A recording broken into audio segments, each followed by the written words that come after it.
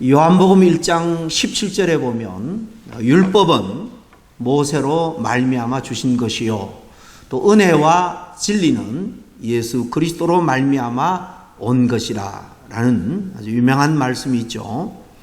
이처럼 유대교는 바로 율법을 기초로 한 종교다라고 할 수 있다면 우리 기독교는 이렇게 예수 그리스도를 통해서 은혜와 진리를 추구하는 종교입니다.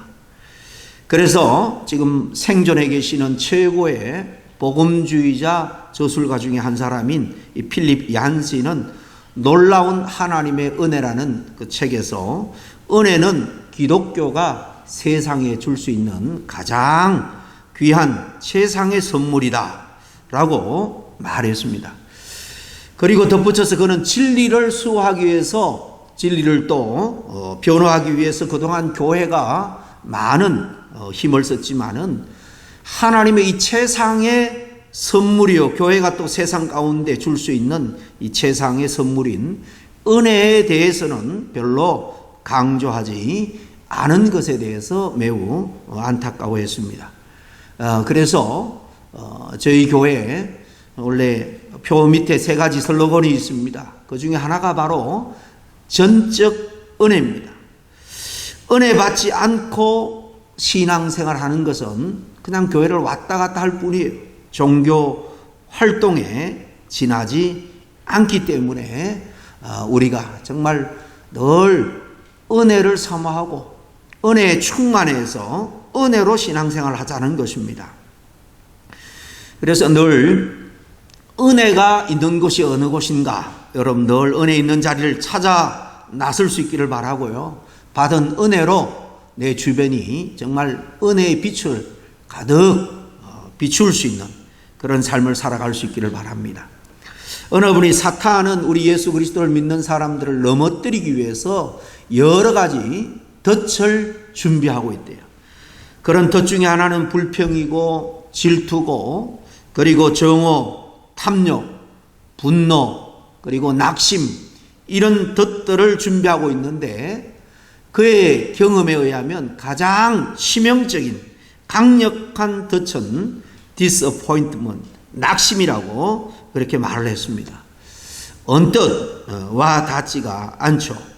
그의 설명에 의하면 정말 믿음이 좋은 사람이라 할지라도 악한 마귀 사단이 그 마음속에 낙심의 씨앗을 뿌려놓고 낙심이 마음속에 자라게 되면 금방 죄에 빠져서 하나님을 떠나게 된다는 것입니다. 그리고는 일시적으로 위안을 주는 세상적인 어떤 즐거움, 쾌락, 심지어는 이단 종교에 심취하게 된다는 겁니다.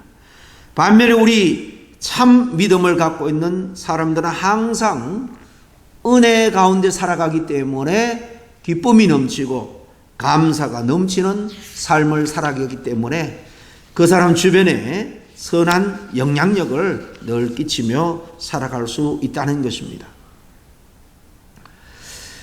제가 많은 소설을 읽은 것은 아닙니다만은 이 은혜의 소중함을 가장 잘 드러내고 있는 소설을 꼽으라면 단연 빅토르 휴고의 레미제라블이 아닌가 생각을 합니다. 거기에 나오는 주인공 장발장에 대해서 여러분이 잘 알 겁니다. 빵 한 조각 때문에 19년간이나 감옥 생활을 하게 됩니다. 그때 교도관 중에 자베르라는 형사가 있었는데 그는 종교적으로 말하면 율법주의자입니다. 원칙주의자입니다. 그에게는 법만 있고 자비나 은혜는 정말 눈꼽만큼도 찾아볼 수가 없는 그런 아주 냉혈한 입니다. 그에게 하나님은 그저 법과 정의만을 집행하는 아주 무서운 하나님이었고 그래서 모든 인생은 그저 법에 따라 움직여져야 되고 무엇인가 정말 받을 만한 자격이 있는 사람만이 이 땅에서 누릴 수가 있다. 인생을 그렇게 정의하고 살았던 사람입니다. 마침내 장발장은 차가운 법이 지배하는 그 감옥에서 19년 만에 나오게 되죠. 그러나 감옥에서 나온 이 장기수 이 전과자를 받아주는 것은 아무것도 없었습니다. 잠잘 곳도 없었습니다. 이것저것을 기웃기웃하다가 마지막으로 찾아간 곳이 그 지역 성당의 신부님이 사는 사택이었습니다. 신부는 이 초라한 모습을 보고 안으로 불러들여서 따뜻한 음식을 제공하고 하룻밤을 재워주는 큰 은혜를 베풉니다. 그러나 한밤중에 화장실 가기 위해서 잠이 깨인 이 장발장은 19년 동안 차가운 그 감옥에서 은혜를 경험하거나 누린 적도 없었기 때문에 본능적으로 거실에 눈에 들어오는 그 은촛대를 훔치고 싶은 마음이 들었습니다. 그 마음을 이기지 못하고 그 은촛대를 훔쳐서는 그 밤에 몰래 도망칩니다.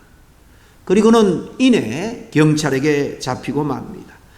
행색이 초라한 장발장의 그 짐 속에 귀한 은촛대가 나오자 신문하고 결국 신부님에게 이 장발장을 끌고 가서 말합니다. 신부님 보세요. 이놈이 신부님이 베푼 은혜에도 불구하고 간밤에 이 귀한 은촛대를 훔쳤죠. 그렇게 확인 질문을 하니까 이 신부님의 대답은 아주 의외였습니다. 훔쳤다니요. 그 은촛대는 제가 그저 선물로 준 것입니다. 다른 것도 제가 더 주려고 했는데 그는 그것만 가지고 가버리고 말았습니다. 라고 말하는 거예요. 경찰이 아무런 할 말이 없습니다. 그냥 장발장을 두고 떠나버리고 말죠. 이 장발장은 그에게 은혜를 베풀어 자유를 준 신부님 앞에 혼자 남게 됩니다. 신부님이 그에게 근엄한 목소리로 말합니다. 제가 한 일의 의미를 아시겠습니까? 저는 지금 바로 당신의 사실 영혼을 산 것입니다. 이제 당신은 하나님의 자녀가 되었으므로 가서 당신이 원하는 대로 사십시오. 하나님의 사랑으로 다시 차디찬 은혜 없는 감방에 떨어질 수밖에 없는 그에게 하나님의 사랑으로 제가 은혜를 베풀었으니 제가 당신의 삶 영혼을 산 것이나 같다는 것입니다. 그러니까 이제 하나님의 은혜로 하나님의 자녀가 되었으니 가서 당신이 원하는 대로 살라는 거예요. 이 말을 듣고 장발장이 어떻게 합니까? 이제 정말 또 자유를 누리게 되었으니 그 신부님의 말씀대로 나가서 마음대로 살아야지. 여러분 그랬겠습니까? 장발장은 신부님의 말을 듣는 순간 털썩 무릎을 꿇고 어린아이처럼 울면서 신부님의 바지가랑이를 잡고 자기의 잘못을 뉘우칩니다. 그 후에 그는 다른 도시로 가서 마들렌이라는 이름으로 개명한 다음에 아주 성실하게 개가천선하여서 삽니다. 그래서 그 지역의 인정을 받아서 시장까지 됩니다. 그리고 불행한 창녀가 남긴 딸 코제트를 입양을 해서 정성을 다해서 키웁니다. 그러나 그처럼 성실하게 살아도 법의 대명사인 이 형사 자베르는 아직도 장발장이 가석방 기간이기 때문에 틈만 있으면 장발장을 사냥개처럼 그렇게 쫓아다닙니다. 그래서 장발장은 항상 자신의 과거가 밝혀질 것을 전전긍긍하며 그렇게 자유롭지 못한 삶을 살게 되죠. 그때 바로 유명한 프랑스 대혁명이 일어나게 됩니다. 이 자베르 형사는 혁명을 일으킨 급진주의자들 사이에 잠입했다가 이 장발장의 딸 바로 코제트의 남편에 의해서 발각되어 잡혀버리고 맙니다. 그때 이 장발장은 사이에게 자신이 그를 처리하겠노라고 신변을 자기에게 인도해달라 부탁을 합니다.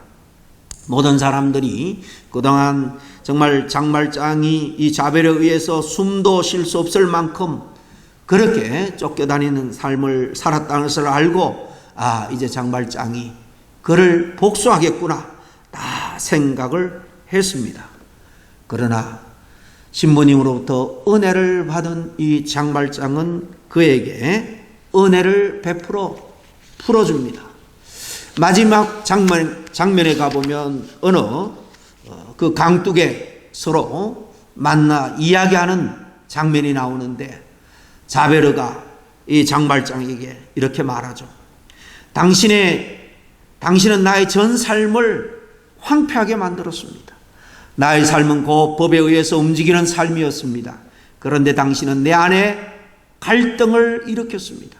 법이 지배하는 세상에서는 은혜와 자비란 없는데, 당신이 나에게 보여준 그 은혜와 자비로 인해서 나는 나 자신을 더 이상 통제할 수가 없게 되었다는 것입니다.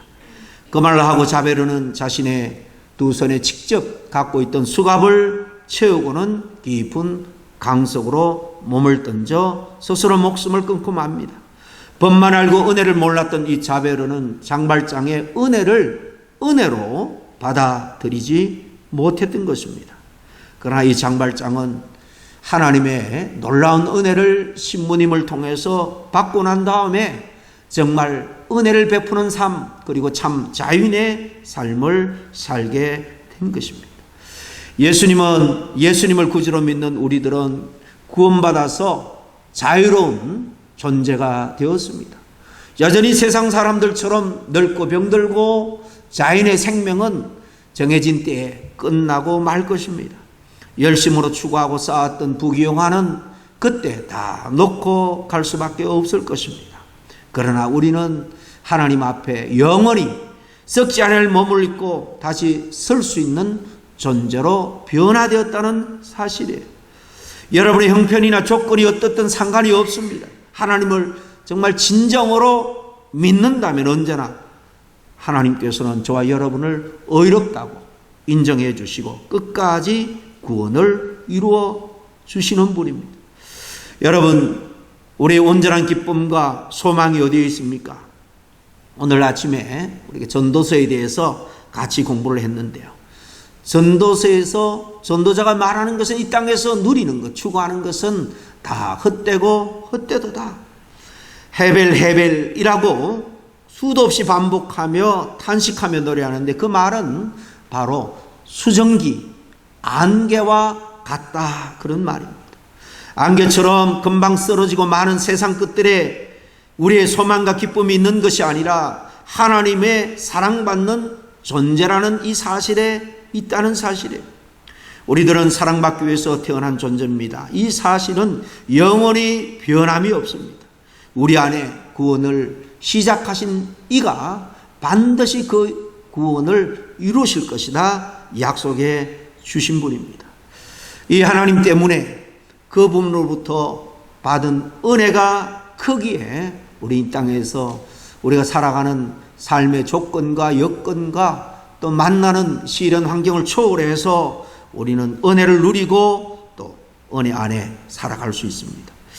그처럼 우리는 영원히 하나님의 은혜 안에 있는 존재입니다. 그럼 이제부터 우리가 관심을 둬야 될 일은 은혜 받는 자로서 어떻게 살아야 할 것인가에 관한 것일 거예요. 우리는 하나님의 큰 은혜를 받은 자로서 항상 은혜 안에 살아야 되는데 어떻게 하면 될까요? 오늘 본문에 나오는 말씀을 근거로 몇 가지를 함께 나누기를 원합니다. 첫 번째, 하나님으로 더불어서 화평을 누려야 한다는 사실입니다. 오늘 1절 말씀을 다시 보겠습니다. 그러므로 우리가 믿음으로 의롭다 하심을 얻었은저, 그렇게 말합니다. 에베소서에는 이 믿음을 은혜로 말미암는 믿음이라고 했어요. 우리가 믿음으로 제사함을 받고 의롭다고 칭함을 받지만은 이 믿음은 하나님의 은혜가 바탕이 되어 있기 때문에 믿을 수 있다는 것입니다. 믿음을 갖게 될 수 있다는 겁니다. 그것은즉 우리 주 예수 그리스도로 말미암아 하나님으로 더불어 화평을 누리자 그랬습니다. 세상도 흔들 수 없는 진정한 이 화평, 이 샬롬, 헬라어로 에이레인데요. 이 평안은 하나님과 함께 있을 때 주어지는 것입니다. 그러나 사탄은 우리에게 어떻게 하든지 시련을 주어서 두렵게 하고 낙심케 해서는 하나님을 불신하게 하고 불화하게 하는 겁니다. 이것을 우리는 늘 기억하고 썩어서는 안 된다는 사실입니다. 하나님을 의심하게 하고 하나님과의 평화를 깨는 것은 다 악한 영들의 역사라는 것을 우리 늘 기억해야 됩니다. 하나님은 세상 끝날까지 우리와 함께 하신다고 약속하셨음을 흔들림 없이 우리는 믿고 살아가야 됩니다. 살면서 가끔 가슴 아픈 일이 생길 때도 있지만 그때마다 하나님이 결국은 나의 아픔을 해결해 줄 것이다. 우리는 신뢰를 가지고 살아야 됩니다. 죽음 넘어 영원한 영생의 복이 약속되어 있기 때문에 현실의 아픔을 우리는 이 신앙과 소망으로 우리는 이겨낼 수 있는 것입니다. 가끔 다른 사람들로부터 심한 말을 들으면 우리도 더 심한 말을 해주고 싶은 마음이 안에서부터 일어날 겁니다. 그러나 인내하거나 오히려 온유한 말을 선택할 수 있기를 바랍니다. 그러면 반드시 하나님께서 우리 마음을 지키시고 평안으로 인도해 주실 거예요. 내가 나를 변호하고 상대에게 안갚음을 하기보다 하나님이 그를 다루어 가시도록 우리는 그저 기도해야 합니다. 사실상 우리는 상대방의 마음을 바꾸기 참 힘듭니다. 하나님이 하셔야 됩니다. 그러므로 하나님은 우리의 대적을 친히 처리하시고 우리를 돕는 사람을 축복하시는 분이라는 사실을 항상 우리는 신뢰하며 살아야 됩니다. 이처럼 전적으로 하나님을 신뢰하는 마음으로 하나님과의 관계에 있어서 평화를 우리가 껴서는 안 된다는 것입니다. 그리고 하나님과의 평화를 유지하기 위해서 하나님이 기뻐하지 않는 그런 일들은 당장 내게 손해가 된다 할지라도 피해야 됩니다. 이런 하나님과의 정말 화평과 평화를 누릴 때 우리는 은혜 안에서 지속적인 축복을 누리게 되는 거예요. 둘째로 은혜 받은 자로서 은혜 안에 살기 위해서는 또한 자기 자신과 더불어서 화평을 누려야 된다는 사실입니다. 오늘 심리학적으로 많은 의사나 심리학자들은 우리에게 말합니다. 자기 자신과 화해와 화평을 누리지 못하고 살아가는 사람들이 정신적인 질환을 앓고 결국 정신병에 걸리게 된다는 것입니다. 지나온 삶, 부모의 문제든 환경의 문제든 또는 내 자신이 부족해서 내 삶을 잘 가꾸거나 또 성장시키지 못한 그 모든 삶들에 대해서 다 대부분의 사람들은 스스로에게 불만을 안고 불평하며 살아간다는 것입니다. 자기와 더불어서 화평하라. 이 말은 이런 어려움이나 환난 가운데 마음속에 있는 그 부정적인 모든 것을 떨쳐내고 우리 안에 흔들리는 마음 또 좌절하는 그런 마음을 극복하고 누려야 되는 것입니다. 오늘 읽은 3절 4절 말씀을 다시 볼 수 있기를 바랍니다. 다만 이뿐만 아니라 우리가 환난 중에도 즐거워하나니 이는 환난은 인내를 인내는 연단은 소망을 이루는 줄 알미로다 그랬습니다. 우리가 어떤 어려움이나 환난 그런 것에도 불구하고 좌절하거나 흔들려서 안 될 뿐만 아니라 더더욱 환난 중에도 즐거워하라 그렇게 말씀합니다. 환난 중에도 즐거워할 수 있으니까 즐거워하라는 겁니다. 왜냐하면 그 환난을 통해서 우리는 인내를 배우게 됩니다. 이 인내가 쌓여서 우리는 강한 하나님의 사람으로 연단되게 되고 결국 우리는 소망을 이룰 수 있는 것입니다. 구원은 하나님이 하시는 일이 있고 또 우리가 하나님의 뜻에 순응함으로 함께 이루어 가야 하는 부분이 있습니다. 구원을 방해하기 위해서 악한 마귀 사단은 온갖 술수를 다해서 정신적으로 또 사람을 통해서 환경을 통해서 환난을 줍니다. 그러나 우리가 이 가운데에서도 우리가 인내함으로 말미암아 소망을 결국 이루어 가야 하는 것입니다. 이 세상에서 가장 분명한 사실이 있다면 모든 사람이 내가 겪는 시련, 위험들, 환난들을 함께 겪고 있다는 사실입니다. 정도의 차이는 있을지 몰라도 다 겪고 있습니다.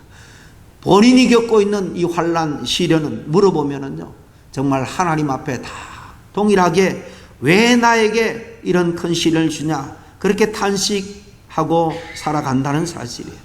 무슨 말인가 하면은 내가 볼 때는 저 사람은 참 그래도 평안한 가운데 살아간다라고 생각하지만은 그 사람은 그 사람 나름대로 시련과 환난이 있고 그 환난은 자기에게 있어서는 가장 큰 문제로 여기며 그렇게 살아간다는 것입니다.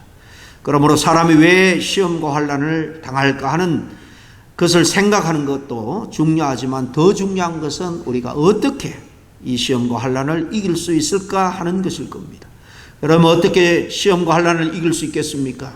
어려운 가운데서도 믿음을 잃지 않고 평안을 지키면서 시험과 환난을 이기기 위해서는 먼저 하나님을 높이고 진심으로 하나님을 예배하는 것입니다. 문제를 안고 주님 앞에 가지고 나아가서 깊이 주님 앞에 때로는 탄식하며 때로는 찬양하며 내가 갖고 있는 모든 소원과 또 문제를 내려놓고 주님을 경배할 수 있기를 바랍니다. 세상 사람들은 이런 시련과 환난을 만나면 해결책을 찾기 위해서 사방팔방으로 정신없이 뛰어다닐 것입니다. 그러나 우리 믿는 사람은 먼저 하나님 앞에 가지고 나아가야 됩니다. 하나님이 정말 우리의 경배와 우리의 예배를 받으실 때에 우리의 마음에 평안이 임하게 하시고 그럴 때에 그 문제를 해결할 수 있는 길을 보여주시고 활로도 열어주시는 것입니다. 예배는 하나님께 온전히 우리 마음을 드리는 시간이에요. 공적으로 이렇게 함께 모여서 예배하는 것은 쉽습니다. 그러나 진정한 예배, 정말 능력 있는 예배는 아무도 보지 않는 골방에 하나님과 나만의 1:1 관계에서 정말 내가 진심에서 우러나오는 그런 예배를 하나님 앞에 드릴 수 있느냐 하는 것입니다. 여러분 함께 모여서 이 일주일에 한 번 드리는 예배에 정말 온전히 승리해도 우리가 한 주 동안 정말 그래도 힘을 얻어서 살아갈 수 있습니다. 그러나 이것이 부족함을 알기 때문에 우리 믿음의 선진들은 새벽 기도도 만들고 또 수요 기도회도 만들었던 것입니다. 오늘날 현대인의 삶이 바쁘기 때문에 그저 주일 한 번 예배 드리는 것으로 우리가 신앙생활 다 하는 것으로 생각할 때가 많이 있습니다. 교회에서 새벽마다 모입시다 이런저런 프로그램을 해서 하면은 여러분은 너무너무 힘들 거예요. 그러나 필요 없어서 하지 않는 것이 아니라 정말 여러분이 혼자 집에서 큐티를 하든 정말 골방에서 말씀을 붙들고 찬양을 하든 혼자 주님 앞에 예배함으로 말미암아 하나님이 주신 내 마음의 평안을 잃지 않고 살아갈 수 있는 저와 여러분이 다 될 수 있기를 주의 이름으로 간절히 축복합니다. 마지막으로 이 평화, 화평, 이 평강과 관련해서 오늘 본문에는 나와 있지 않지만 우리가 은혜 안에 살기 위해서는 하나님과의 우리 사이는 물론이고 우리 스스로 자신과의 관계도 말할 것도 없지만은 늘 부딪히는 이웃들과 함께하는 사람들과 더불어 화평과 화목을 누릴 때에 우리는 지속된 은혜를 우리가 누릴 수 있다는 것입니다. 예수 그리스도께서 세상에 오신 목적이 뭡니까? 세상을 바로 화목하게 하기 위함이다. 하나님과 원수된 세상을 주님께로 화목하게 인도하기 위함이라고 말씀합니다. 유대인의 그저 평화, 살롬만을 위해서만도 아니고요. 이 세상 인류 전체의 평화, 에이렌을 위해서 주님이 오셨습니다. 그래서 마가복음 9장에 보면 주님께서 우리에게 당부합니다. 소금을 두고 서로 화목하라. 그렇게 당부합니다. 소금이 뭡니까? 변질되지 않는 것, 맛을 내는 것이 소금입니다. 이런 모습으로 서로 화목하라. 그렇게 우리에게 명령하듯이 당부합니다. 이처럼 은혜 받은 자는 마땅히 하나님과 더불어 화평을 누려야 되고 그리고 내 안에 평안이 있어야 되고 더 나아가서 주변의 모든 사람들과 화목하고 평화롭게 살기를 힘써야 됩니다. 그래야 은혜 안에서 우리가 은혜를 누리는 유지하는 삶을 살 수 있는 겁니다. 우리가 모든 사람들을 대할 때 우리가 하나님으로부터 받은 그 은혜와 사랑을 가지고 대할 수 있기를 바랍니다. 배우자를 대할 때나 자식들을 대할 때는 말할 것도 없습니다. 우리 자녀들이 자라면 철이 들면 대부분이 교회를 떠납니다. 그래서 이런 아이들 대상으로 설문을 해봤다고 합니다. 그래서 내린 평가가 뭔가 하면 어릴 때 부모님의 손에 이끌려 교회에 다니지만은 커서는 자기 자아가 커서는 교회를 떠나는 이유 중에 하나는 자녀들을 바로 어릴 때 내가 세운 어떤 표준에 맞춰서 율법적으로 키운 원인이 크다는 거예요. 이제 우리는 자녀들에게 무엇보다도 은혜의 복음을 심어 주어야 됩니다. 또 성도들과 이웃에게도 하나님께 공짜로 받은 이 십자가의 은혜로 우리가 대하여 사랑하고 또 용서도 해야 됩니다.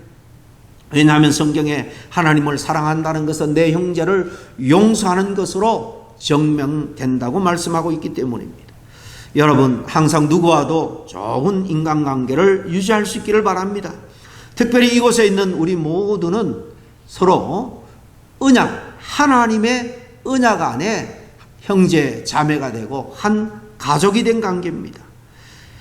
따라서 우리는 서로 도와줘야 되고 힘들 때 서로 고통을 나누어져 주어야 합니다. 그래서 성경에 보면 정말 우는 자들과 함께 울어주고 즐거워하는 자들과 함께 즐거워하라, 그렇게 당부하고 있지 않습니까? 하나님, 우리가 서로가 서로를 그렇게 위로하고 섬겨주기를 간절히 바라고 계시는 겁니다. 이제 우리가 받은 한량없는 은혜의 삶을 우리가 지속적으로 유지하기 위해서 하나님과 자신과 그리고 우리 이웃들과 평화를 지켜갈 수 있기를 바랍니다. 이런 은혜가 항상 저와 여러분의 삶에 함께하기를 주의 이름으로 간절히 축원합니다. 기도하겠습니다. 하나님 아버지, 감사합니다.